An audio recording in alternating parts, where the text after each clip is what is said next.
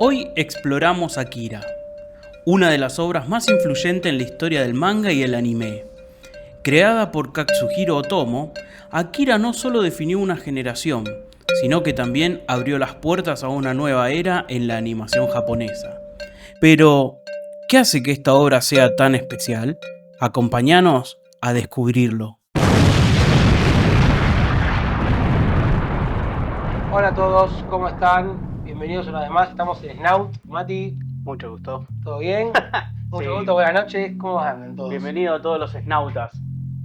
Parte de la náutica fundamental, de las cosas que nos gustan hacer, Hoy creo nos que gustan. está claro lo que venimos a hablar, Creo ¿no? que está bastante claro lo que venimos a hablar, ¿no es cierto? Bueno, vamos a tener un especial de Akira, ni más ni menos que el mítico manga, bueno, posteriormente también anime, Sí, manga y anime.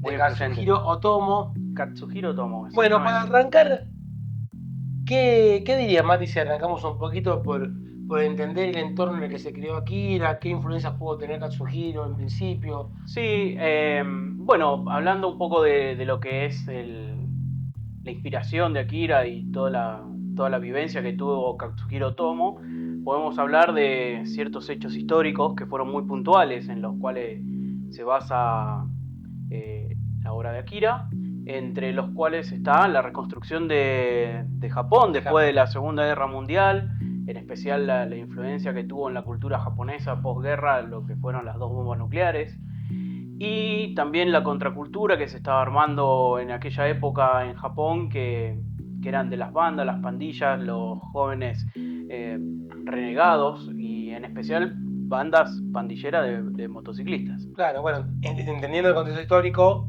Katsuhiro arranca con su obra en el 82. Exacto. O sea, estamos hablando de una transición. Sí, en el 82 empieza a editar. Aparte, digamos, es una obra pilar de lo que se considera cyberpunk, y el cyberpunk nunca pudo haberse generado como término antes del punk mismo como género, y era algo bastante contemporáneo todavía en ese momento. En el 77 Sí. es el año de la fecha del nacimiento del punk, Sí, sí. pero se extendió hasta mediados de los 80 como una cultura muy fuerte, ¿no? Sí, yo creo que fue como que cimentó un poco lo que era o lo que uno entiende normalmente por cyberpunk. Claro. Hay muchas obras cyberpunk que tienen otra estética, pero tal vez muchos no la asocian con el cyberpunk porque no tiene una estética similar a la de Akira. Claro, exactamente, porque quizá lo que había hasta Akira, quizá hasta Blade Runner, Sí. quizá hay algunas obras que son un poquito anteriores, sobre todo lo que es el anime, que fue lo popular. La ciencia ficción no era todavía punk, porque no estaba el punk. Entonces era ciencia ficción. Había una distopía. Distopía había. Ya había mundos imaginados de un futuro que la humanidad se desvió de lo que conocemos como el camino actual. Sí, y entre otras cosas que fueron influyentes para Katsuhiro Otomo, Claro. También podemos contar con lo que es la ciencia ficción y las revistas que eran occidentales, en especial autores como Stanley Kubrick o Philip K. Dick.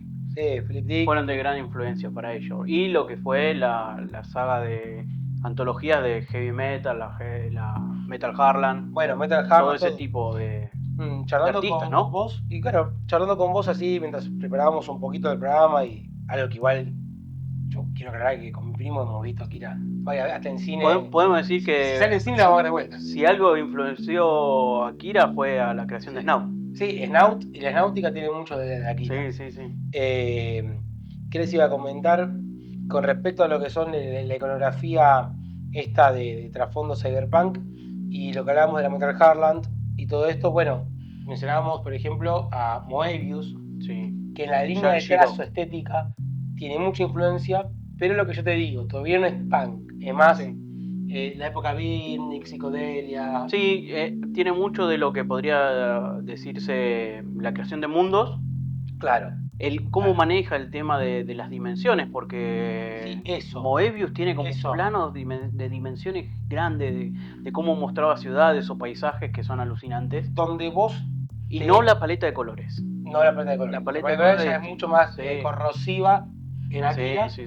Pero sí esos contextos donde uno se plantea un poco el existencialismo individual, porque en esos cuadros puede ser de Moebius, Jean-Giraud, que es Moebius, o de Otomo, esos planos donde está un único personaje en una inmensidad Sí, son Es un poco lo que... Y se profundiza en obras posteriores que fueron influenciadas. Por ejemplo, hay una obra que se llama Blame, que creo que es un manga que también tiene... Hay un manga. Y yo vi Sí, el es un anime. manga. El manga, en general, me bajé bastante cosas del manga, pero no lo leí, debo decirlo. Pero Blame, por ejemplo, directamente se basa ya demasiado en ya supera por mucho la dimensión del mundo con respecto a los personajes. De Sí. hecho, gente que muere sin recorrer siquiera escasos kilómetros de ese inmenso mundo. Sí. Entonces eso es bueno. Bien, y hablando un poquito de lo que es la ficha técnica de Akira como manga, Qué bueno. Vamos a profundizar eso. todos sabemos que Katsuhiro Otomo es el creador, el autor del manga. También fue el director y parte del guión del anime lo ha hecho Otomo también. Y esto es un manga que es un seinen y fue editado por primera vez en diciembre del 82.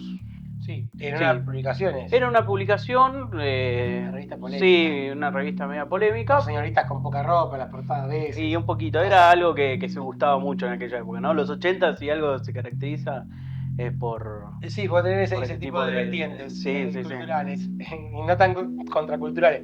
Pero es bueno lo que decís porque es una historia que parecido a lo que ocurrió aquí con El Eternauta u otras publicaciones, por ejemplo, que nos encantan, como La Fierro, Sí, sí. Scorpio, era de esas características. Sí, salían de revistas de antología. Antología, ¿qué era en los 80 era la revista diaria que se compraba incluso el laburante, que iba a laburar y vos tenías un leía. montón, tenía el Víbora, tenía Sí, Scorpio, había la Metal Harlan, la Sí. Heavy Metal, la Fierro. Homólogos franceses, homólogos españoles, italianos, Sí, japoneses. sí. Y acá estaba el humor también, que era todo de humor, pero bueno, revista de antología se estilaba mucho.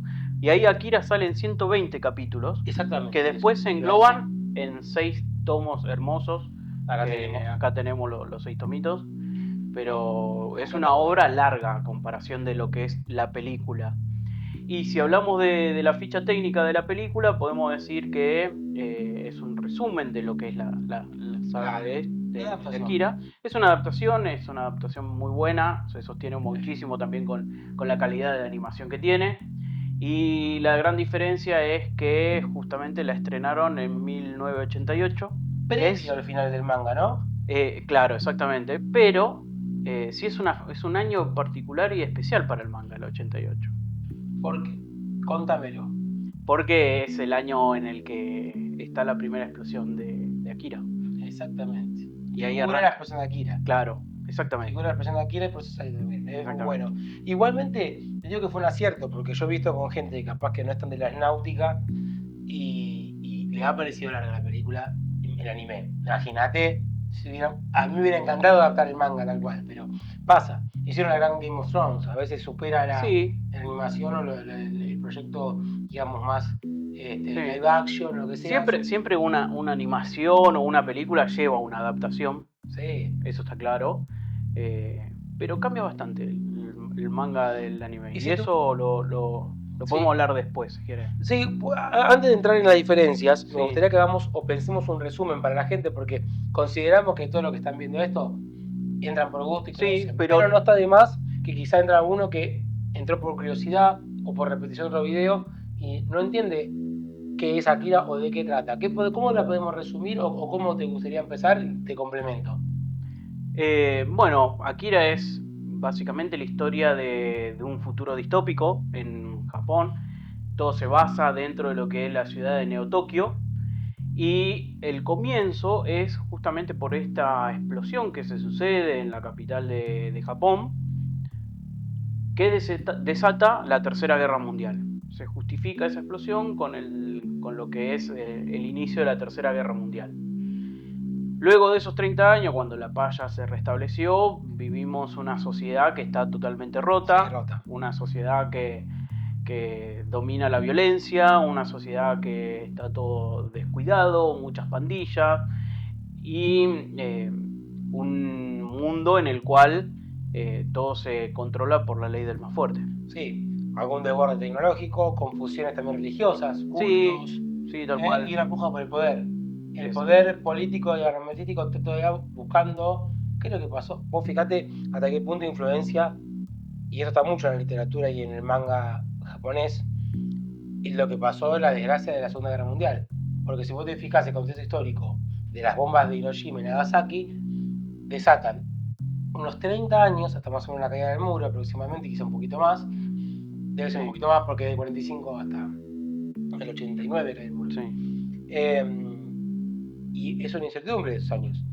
Hay una decadencia social un poco en esos años, por eso surge movimientos como el punk y cosas así que tienen que ver con esa violencia propia de la decadencia social y una busca del poder, ¿no? El socialismo más soviético contra el capitalismo más yanqui.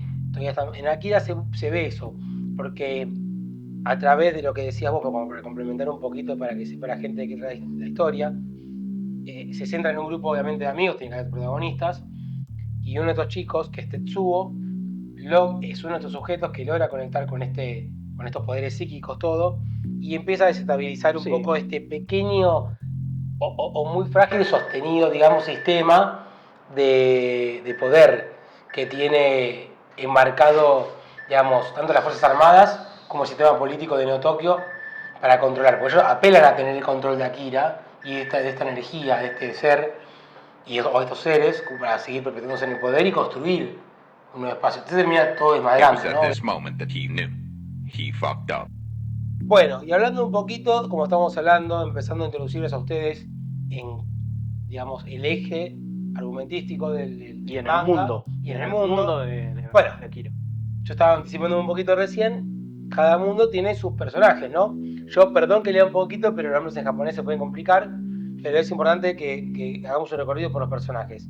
Bueno, Kaneda es sin duda el protagonista principal, por su participación, digamos, tiene un rol preponderante que puede quedar, depende de la versión, ahora me vas a decir un poco más de las diferencias que hay,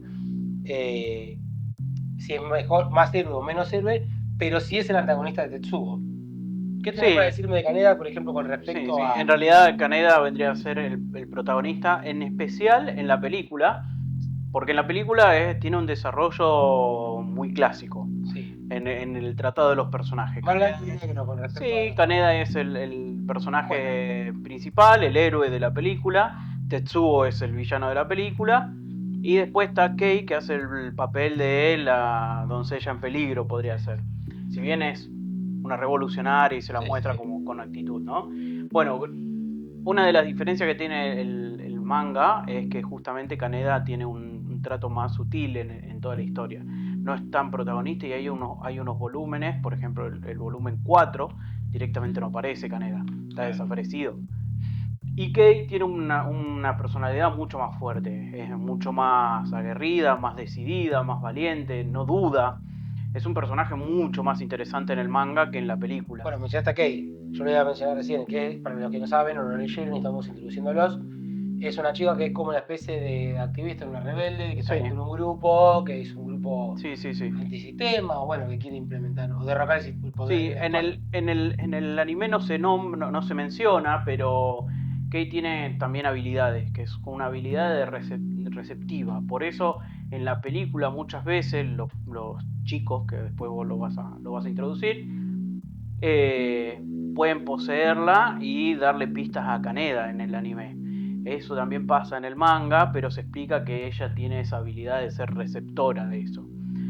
Es un personaje mucho más fuerte. En la película, cuando ellos están volviendo por todas las cloacas para entrar a la base, una vez que entran a la base, se encuentran contra unos vehículos que vuelan, que flotan sobre el agua, y el que conduce al momento de tomar el poder de uno de esos es Kaneda en el anime. Y en el manga es ella, es Kei la que conduce y los lleva a ellos. Y muestra su...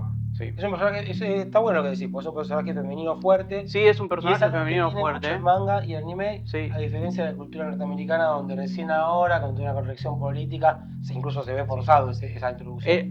En algún momento deberíamos hacer un programa que hable de personajes femeninos fuertes, fuera del wokismo, ¿no? No, pero que hay mucho en la cultura japonesa. Sí. Y en Estados Unidos la cultura norteamericana tiene las dos mejores para mí, que Ellen Ripley y Sarah Connor. Bueno, pero tema para otro capítulo. Tema para otro capítulo. Los personajes, yo nombré a Kaneda, bueno, que hizo un poquito como... Sí. Toda la historia... Podemos hablar de Tetsuo. Toda historia tiene un trasfondo medio de amor, ahí hay una tensión. Se genera la cosita, sobre todo en el anime.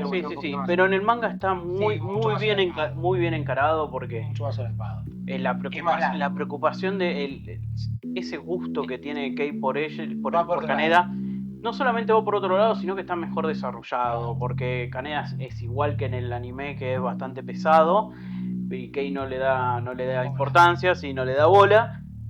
Pero en el manga hay como preocupaciones reales de qué es lo que está pasando con ese personaje. Bueno, tenemos a Tetsuo. Mencionado por vos como el villano del anime. Un poco el pobre pibe, diría yo, porque más que villano es el pobre pibe que, bueno, le tocó el numerito, es uno de ellos y está en el medio de todo este quilombo. Sí, Tetsuo resulta ser que pasa a ser el villano de la historia, y eso pasa tanto en la película como en el manga. Creo que la gran diferencia que hay entre uno y otro es el tratamiento de Tetsuo como un chico que le hacían bullying. Sus propios amigos le hacían bullying en el anime, y eso no pasa en el manga. Si bien hay algunas pequeñas escenas donde realmente se tiran alguna cargada o algo parecido, no hay como un hostigamiento y hacerlo sentir inferior a Tetsuo todo el tiempo. La real transformación de Tetsuo es producto de este accidente que tiene. Al encuentro, exactamente. Que lo que produce es el despertar de sus poderes, que resulta ser un personaje súper fuerte, casi al nivel de Akira. El tema es que esos poderes le traen fuertes dolores de cabeza, que eso también se plasma en la película.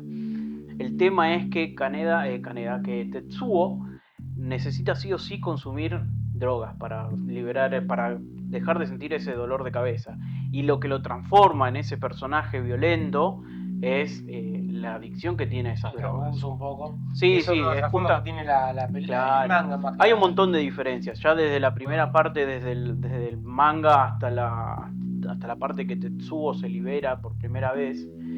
En el anime empiezan directamente peleando contra la pandilla de los payasos. En el anime Tetsuo es secuestrado por el ejército. Y en el manga arranca directamente distinto, porque los chicos están paseando por la ciudad y traspasan a la parte llegan a la parte de la ciudad vieja, la zona de la explosión, que es donde están construyendo el nuevo estadio para las Olimpiadas de Tokio. Y ahí es cuando se encuentran con Takashi, que es un personaje que después vos lo vas a introducir. Vamos mencionándolo, pues son varios y capaz que lo podemos Takashi es uno de los chicos que tienen estos superpoderes y están encerrados en estas bases militares. ¿Cuál es la diferencia? Que en el anime Takashi va con la persona que lo ayuda a escaparse y se suelta después de un tiroteo en medio de una protesta, una marcha que había en la ciudad.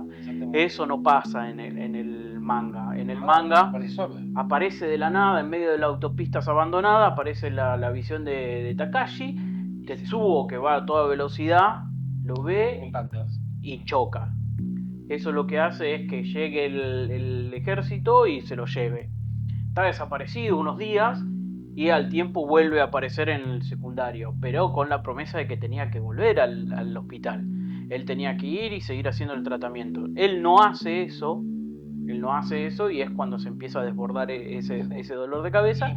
Y ahí introduce en la historia esta pandilla de payasos que es la que aparece al comienzo de la película, que es cuando Kaneda lo que hace es tomar el control de esa pandilla para que ellos tomen el poder de toda la droga que había en la ciudad. ¿Para qué? Para el consumo de él. Exactamente. Hablando de porque hay varios personajes. Está el coronel, está el doctor. El coronel es un personaje muy importante. El coronel es un personaje muy importante. En el anime es importante. En el manga tiene un rol un poco más activo. Más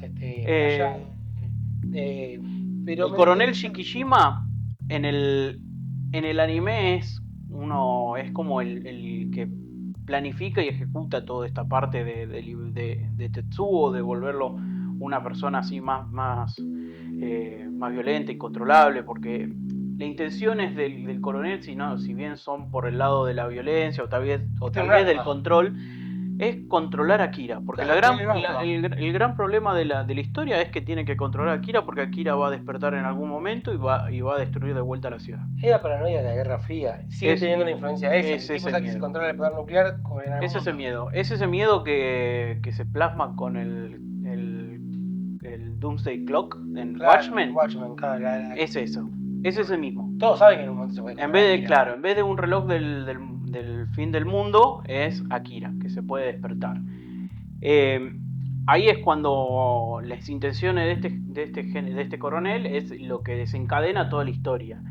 La gran diferencia del coronel entre el anime y el manga es justamente que al ser un resumen el anime se pierde toda la parte que es bien estilo Mad Max del manga, que es cuando luego de haber despertado a Akira explota una vez más porque hay un punto importante ahí. Hay una gran diferencia ahí. Y se vuelve todo claro, se separa del continente de la isla de Japón una porción de Tokio y se declara como un imperio independiente, el imperio de Tokio.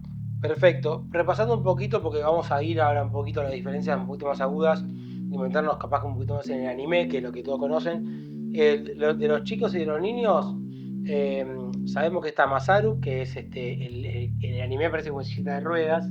Claro. Recordamos el viejito. Y Kyoko, que es la que está mal. Que está son los tres niños. Son los tres niños que tienen poderes psíquicos.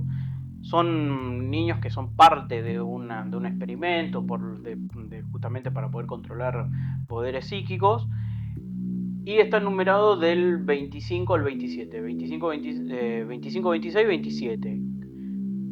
Lo que cuentan en la historia es que todas las numeraciones previas a los números 20 son fallidos, que se dieron por muerto.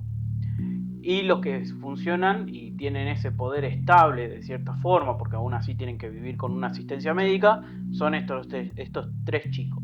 Y Tetsuo pasa a ser el número 41.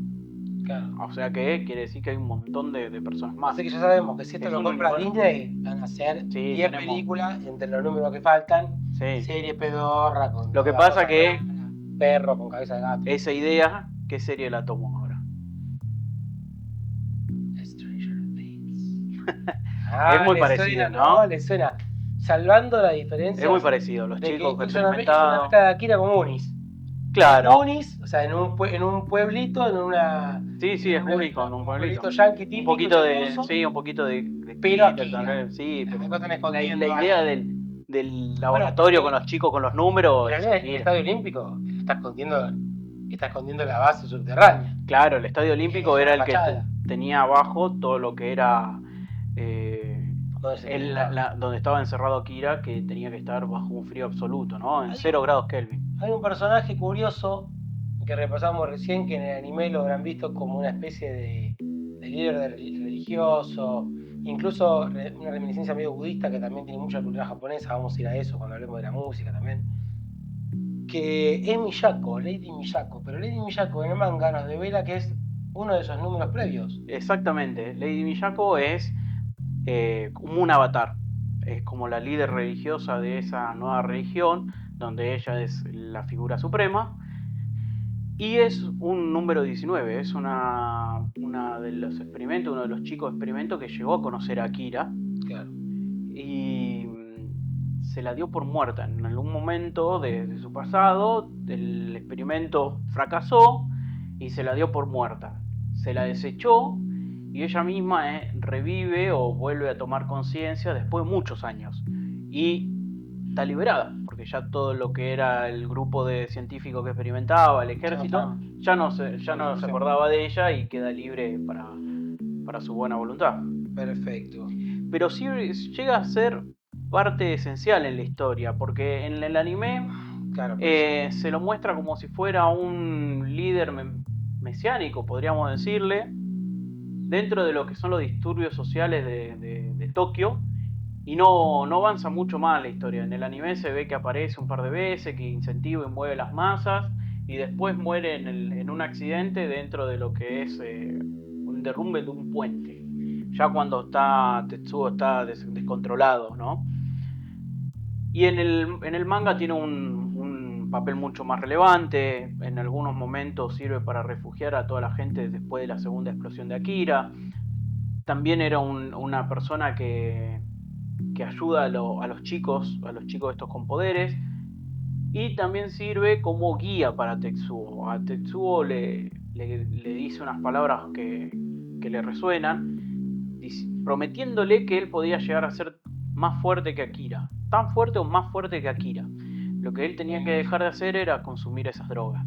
Tenía que asumir y afrontar ese dolor que le causaba en los poderes hasta que se acostumbrara. Bueno, un personaje que me gustó, que tiene un final buenísimo en el manga, que es el Doctor.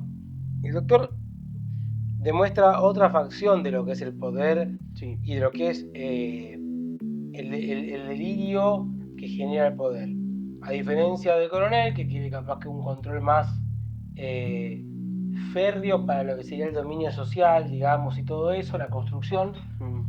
Y el otro tiene aspiraciones científicas. Sí. Lo que quiere trascender, como llegar a otro. Es más una búsqueda. No quiere agarrar, es más, no quiere agarrar a Akira a punto de que termina muriendo en el Sí. manga. Onishi. Por no querer largar. El doctor Onishi, la gran diferencia justamente es esa. En el anime no termina muriendo, pero en el manga muere, y muere en uno de los primeros volúmenes. No me acuerdo si es en el 1 o en el 2, ya ahí muere. Pero a mí me hace acordar mucho, ¿viste Prometeo, la película? Sí. Cuando el sintético le pregunta hasta qué punto está dispuesto a llegar para tener el conocimiento. Exactamente eso. Es ese punto, porque en un momento de la historia el doctor se emboba con la idea de que Tetsuo podía llegar a controlar a Akira y que Tetsuo iba a ser muy fuerte. Entonces está todo el tiempo pendiente de darle todo lo que necesite y llevarlo como si fuera una especie de mentor. Y en el momento que Tetsuo consigue la ubicación de Akira, que va hasta esa base debajo del estadio olímpico, llega al punto de llegar a los grados más bajos. Se empieza a liberar todo ese frío porque Akira lo tiene que contener en 0 grados Kelvin. Claro. Y él tarda en esconderse y muere congelado. Increíble. Bueno, no sé si hay mucho más para repasar porque están los chicos, está la banda de los payasos. Sí, hay un montón de personajes, hay un montón de personajes en el manga. Bastante, sí. bastante Y bien. en la película el único personaje que para mí falta es la abuela, que es un personaje súper interesante, es una mujer grande, no de edad. No, se la conoce como la abuela. La abuela.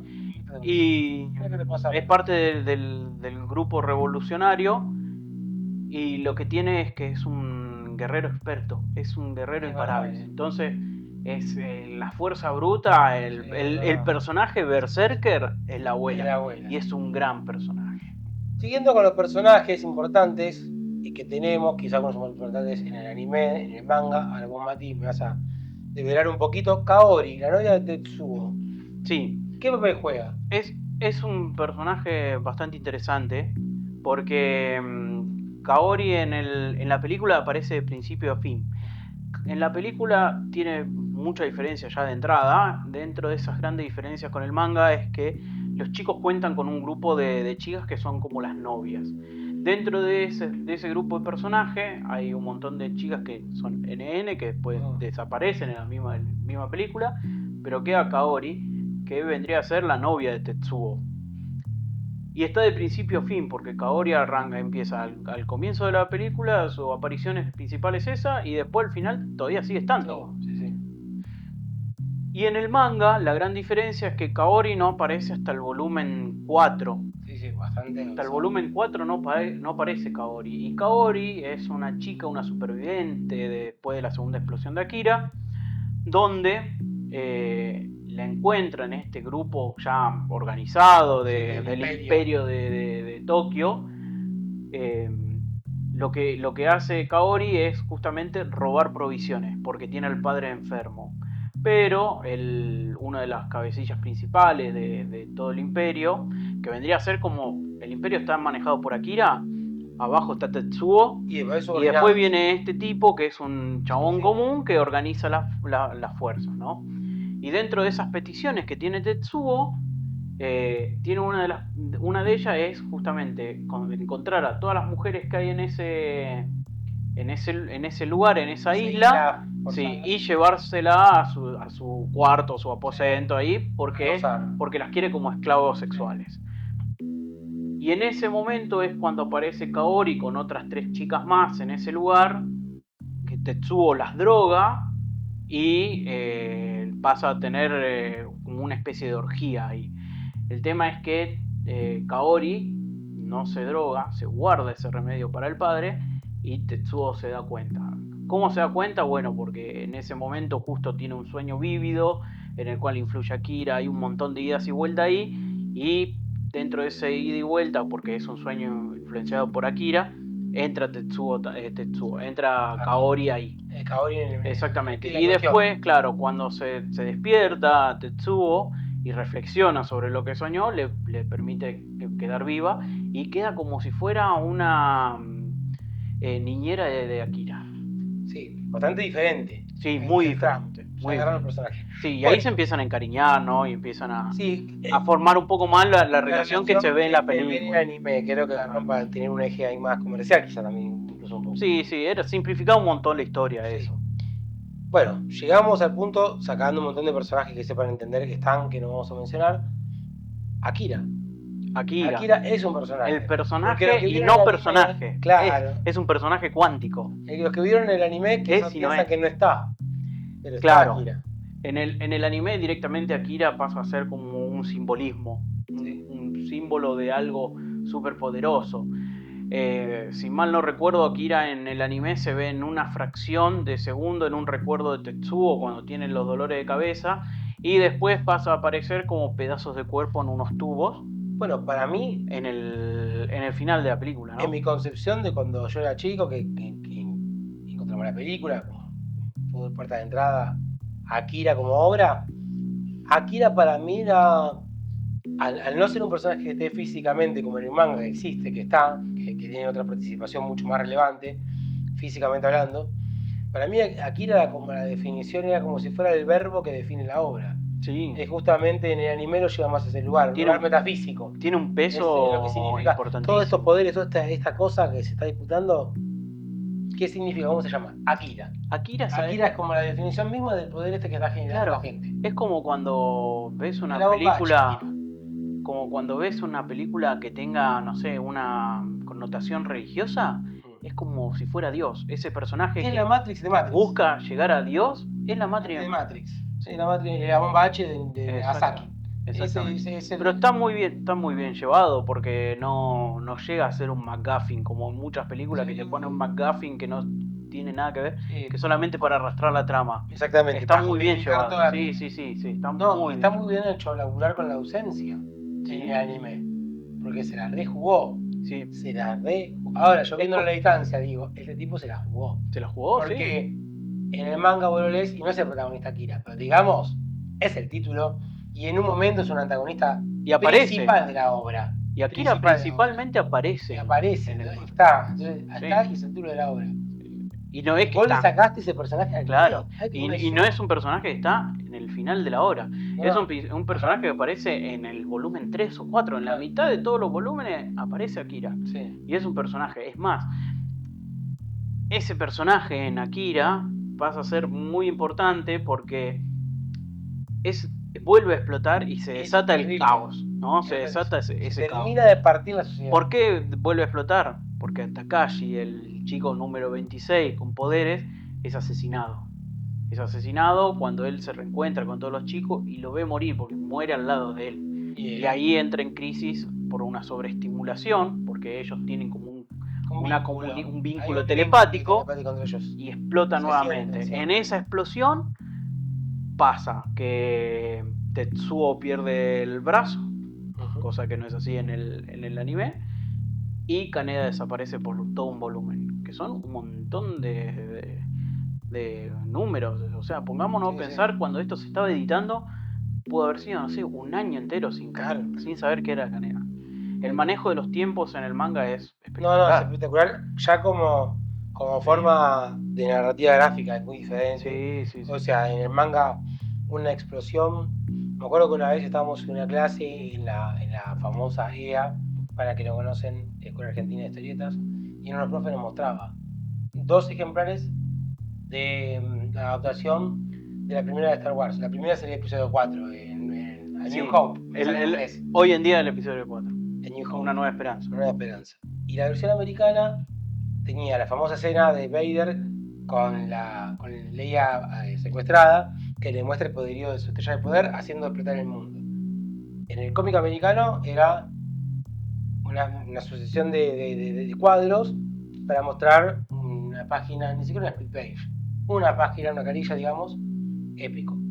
Era la misma secuencia. En el manga las contamos, creo que 4 o 5 carillas de explosión. Claro. O sea, los tipos, no el doble, Sí, sí, el sí. quíntuple puede ser todo el tiempo. Se pueden tomar una obra que es así, puede ser mucho más grande, puede todo dura más. O sea, el manejo es un manejo, se llama no real del tiempo, pero que a sus tramas les sirve muy bien. Son tramas por lo general largas, por eso los animes generalmente sufren hachazos. Así Sí, todo, sí. los animes, muchos son larguísimos. Sí, sí, sí. Bueno, Sí, esos son como los cambios principales hablamos un poquito entre de los personajes ¿no? y Claro, después tenemos diferencias generales de la obra. y ¿Y qué nos puedes contar un poquito de diferencia de la obra? Como para, digamos, a grandes rasgos, rasgos la diferencia entre el manga, sacando todo lo que estuve contando de los personajes, ¿no? Pero la diferencia de entre el manga y el anime a grandes rasgos es que la historia es mucho más lineal. La historia es más un relato heroico tradicional en el anime. Y la principal es que el personaje de Akira, que es lo que acabamos de discutir, Sí.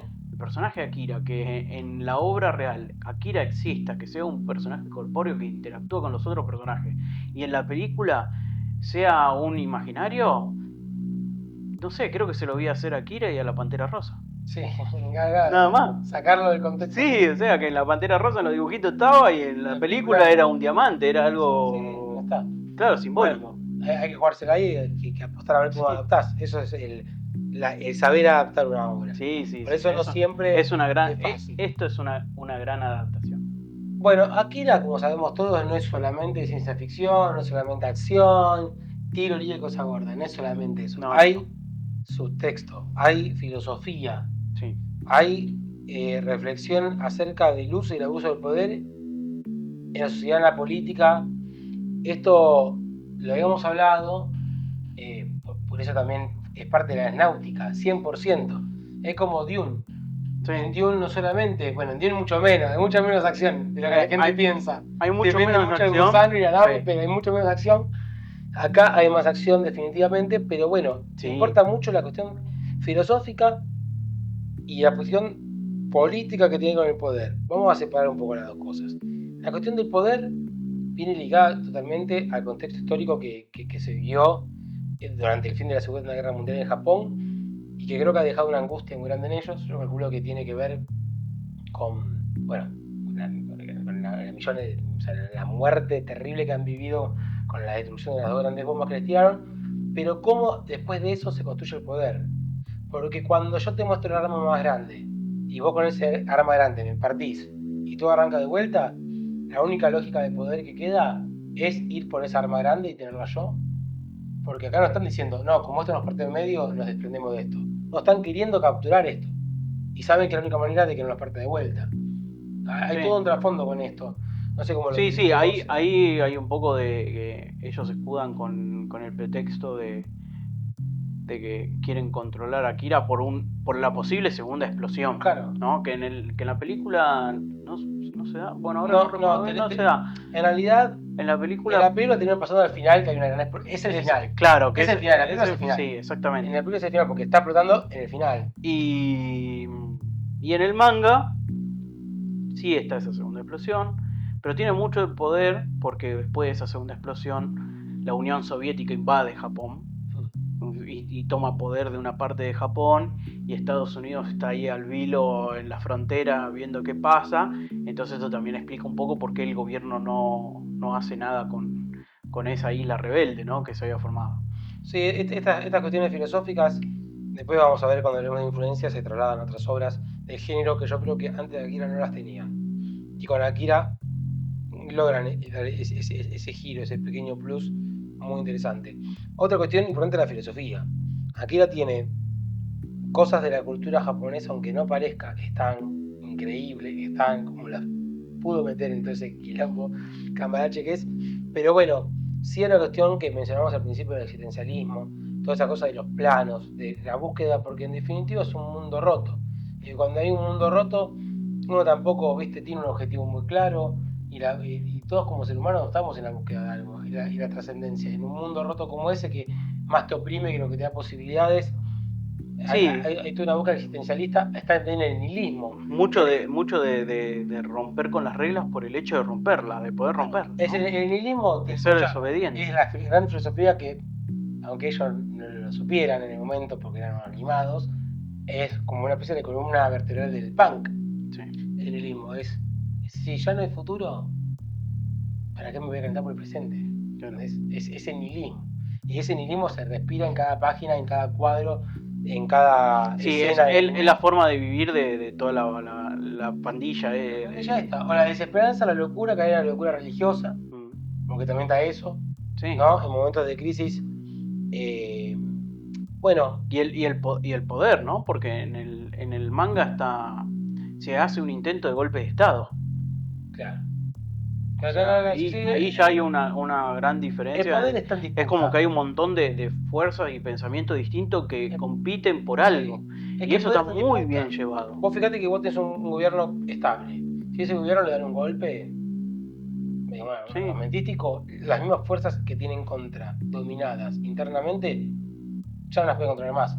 Eso es la parte de poder. La parte de filosofía comprende el nihilismo. Desde el punto de vista de los chicos es bien punk, me encanta eso, bien cyberpunk en realidad. Sí. Es la cuna de la filosofía, porque no hay mucho por lo que pelear más que vivir el momento al máximo. Sí, a ellos lo único que le importa es eso. Claro, o entregarse a la locura religiosa con la esperanza de no hay poder trascender, nada. ¿viste? En el manga hay una escena, en el manga hay una escena en especial que es cuando Kaneda consigue una de esas pastillas, de esas drogas, esas píldoras, y quiere saber qué es lo que contiene. Entonces, ¿qué hace? Va a la enfermería del colegio, que es atendida por una chica que es la enfermera. Y en ese ida y vuelta de la conversación de que tenía esa droga, qué era, qué efecto causaba, la chica le va hablando y Kaneda no lo escucha. Y cuando le habla le está diciendo que ella está embarazada. Da a entender que el padre es él. Y él se desentiende totalmente de eso. No le presta atención. Como que no le importa porque es vivir el momento nada más. Sí. Bueno, sin responsabilidades. Tiene mucho, hablando de lo que era la filosofía de Akira, también tiene mucho esa de la contracultura de la época de las pandillas que le habíamos mencionado, las drogas, el ámbito nocturno, y también un poco de esa explosión que hubo más o menos más a finales de los 70, de todas esas protestas medio antibélicas a los hippies, ¿viste? Hay mucho esa manifestación en la calle, mucha tensión social. Hay un montón. Bueno. También hay otro punto que yo lo destaco también, por una cuestión de que para hacer el video me leí todo esto, entonces lo tengo muy fresco, que es el libre albedrío, cómo las personas se vuelven salvajes una vez que se derrumba todo un esquema de leyes y están libres a lo que quieran hacer, se vuelven salvajes. Es algo muy parecido a lo que se puede leer en El Señor de las Moscas, donde esos chicos que quedan varados en la isla hacen una tribu y son una parte de esa tribu se vuelve salvaje. Claro. Eso también está representado al 100% en la obra. Es como cuando hablamos, me acuerdo que te lo hablé con varias personas que están en la filosofía, y cuando se toca el tema de la iglesia tuvo una iglesia cristiana, ¿no? Me refiero a la cultura occidental, tuvo una influencia muy importante, sabemos todos, en la Edad Media, de la Edad Oscura hasta saliendo de la Media, el Renacentismo. Pero claro, muchos me decían que tenía un fin como socioeducativo. O sea, esas instituciones han llegado un poco, por más que no pese, porque te pueden gustar cosas en contra de la iglesia, con tus fundamentos, o del sistema de iglesia que tenemos. Pero la justificación para que esas cosas existan es ese sistema que encontramos para que vayamos a una a un estado un poco más civilizado, porque se ha demostrado que cuando se rompe las estructuras de poder, quedamos en un libre albedrío y pareciera ser que el humano, por trauma, quizá o por falta de evolución, no logra vivir bien en armonía en ese libre albedrío, sino que Claro, si no se instauran esas leyes, tiende a ser la ley más fuerte. claro, porque ahí es cuando dice, bueno, tus derechos terminan donde empiezan los míos. Y claro, y ahí empieza la delimitación de derechos, Sí, pero sí, tenemos sí. una línea de flotación. Que ya pasa a ser, viste, al punto de vista de cada uno. Bueno, y un poquito pasando a otro tema, como para también ir un poco ya hacia el final de lo que es este especial de Akira, que la verdad que, lo siento si lo hicimos largo, pero es lo más corto que podemos hacerlo, porque esto es para hablar. La verdad que sí, y nos faltaron cosas. Nos faltaron un montón de cosas, pero vamos a un poquito a tocar un tema que a mí me gusta mucho, que es el impacto cultural sí, y el legado que deja. Antes y después, ¿no? Eso, creando una línea de tiempo de ciencia ficción, vamos a decir. A grandes rasgos ciencia ficción. A grandísimos rasgos. Sin su género, sin hablar de que es japonés, sí. Yo creo que a nivel de creación de universo, de mundo, de lo que es la ciudad, el gran padre que tuvo Akira fue Blade Runner. Exactamente, Blade Runner. Blade Runner a su vez tuvo su origen en la novela de Philip Dick, claro, que es Soñarán los androides con ovejas mecánicas. O sea que se podría decir que esto de una línea de tiempo vendría ciencia ficción clásica. Sí. Ciencia ficción ya entrando un poquito en esa época donde empieza ya artistas como Moebius o la Metal Horror, donde ya deja de ser un poco el alien y el proto espacial. Sí, tal cual. O Flash Gordon. Tiene mucha influencia, tiene mucha. Sino ya una cosa más psicodélica, más de la ciudad que se empieza a superpoblar, más cuestiones de temática social. Sí, y el ambiente sucio, ¿no? El rust. Ahí empieza eso. Eso tan podrido. Eso vendría así. Oxidado. Y en la línea de tiempo de ciencia ficción tenemos en un punto, sale Blade Runner, y yo creo que en un punto hay un quiebre grande con Akira. Sí. Akira creo que es un quiebre grande dentro de la ciencia ficción en general. Para el anime es tremendo. Para el anime total. Para el anime es total porque ya le abre las puertas de Occidente. Ahí es cuando ya el anime impacta con fuerza en todo el resto del mundo. El anime se vuelve mucho más adulto después de Akira. Bueno, porque chicos, tener esto no era lo más normal. Hoy por hoy estamos llenos, por suerte, de comiquerías y lugares especializados, incluso solo en manga y anime. Y descubriendo un montón de cosas que tienen que ver con el mundo japonés que antes no estaban. Claro. Porque está bien, todo lo moderno llega. Porque llega gracias a Akira. Sí, ¿verdad? Abrió el camino. Fue, digamos, la obra... Yo creo que del mundo el anime hablo, del mundo analógico, la más compleja en cuanto a diseño de interiores, de exteriores, paleta de colores, secuencia por plano. Es una locura lo que se la aparte es un estilo de animación que no usó rotoscopia. No, una locura. O sea, hay grandes obras de animación porque todas las películas de Disney de antes eran muy buenas. Y no tiene. La película de Heavy Metal es muy buena. Hay exponentes rusos, soviéticos que son muy buenos de animación. Pero Akira tiene un montón. Yo estuve buscando a ver si hubo el famoso crunch, la explotación laboral para toda la gente que trabajó. Porque hubo. Fueron 160.000 celdas, ¿fueron? Que decían, 160.000 celdas de animación, cuando en promedio una película normal tenía entre 30.000 y 60.000. O sea, fue 5 veces más grande que una película normal. Tuvo un montón de sponsors por todos lados para poder llevarla adelante. Es una película que presume de ser muy buena técnicamente. Hay una escena en la película de Akira que es después de que lo secuestran a Tetsuo, que son unos segundos viendo cómo un retazo de tela se mueve con el viento. O sea, eso lo haces porque decís, estoy haciendo algo muy bueno. Cine. Estoy haciendo muy bueno. Sí. En este momento se congela la imagen y aparece un... Soy un cochinote de la animación y te muestra eso.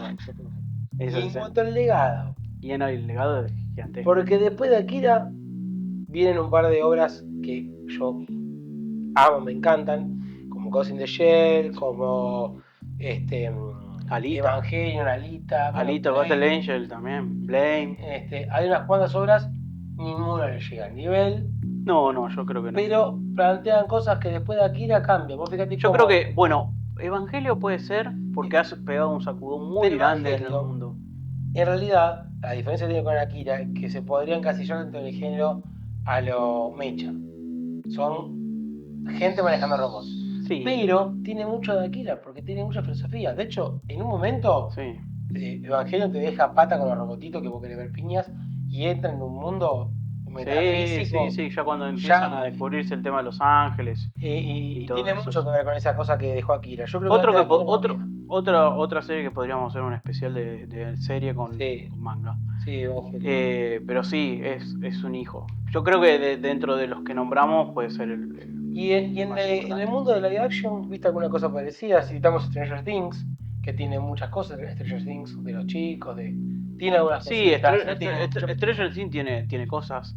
Me parece que influenció un montón de personas, tal vez no tanto en el tema de la estética, porque si bien tenemos continuaciones de Blade Runner, no sé, hay un montón de películas que podrían llegar a ser herederas de cierto toque, como el mundo real de Matrix. Me parece que ha influenciado un montón en lo que son los planos de detalle, en ser minucioso en la animación que se le da, en la seriedad, en la paleta de los colores, porque antes de eso todo el anime era orientado para chicos. Sí. Está bien, había un montón de anime que tenía un montón, pero en el final, en el fondo, eran anime para chicos. Y a partir de ahí... Sí. De hecho, hay horas americanas de cómics. Hoy vos podés ver series de anime que son alucinantes. Sí, aunque sea de otro género. Eso es todo gracias a Akira. Sí. También hay una de cómics que tiene mucha influencia. Vos fíjate que después de Akira, que es fin de los 80, ya principios de los 90, explota en Estados Unidos, en el mundo americano, digamos, occidental.